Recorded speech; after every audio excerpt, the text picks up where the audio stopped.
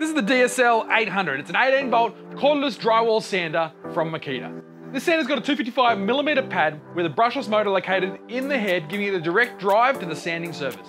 Combine that with a variable speed control under your thumb, you can adapt the tool to get a finish that you can be proud of.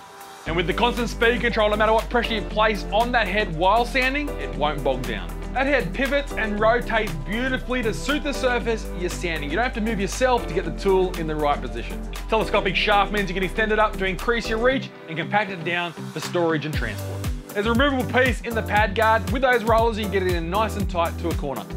This unit's also equipped with AWS, so you can auto start an AWS extractor. So if you pair it with a cordless extractor like this one, you've got a completely cordless drywall sanding solution. With one 6 Ah 18V battery, you'll get 35 minutes of runtime. It's a comfortable tool to hold and use. You've got a couple of variations on the grip. You can hold it like a normal human being, but when working overhead, you might want to use the T-grip just so you can show off the guns. Optional accessories included from Makita is an extension pole which increases your reach out to 2.1 meters. They've also got a number of pads available for this unit with varying firmness.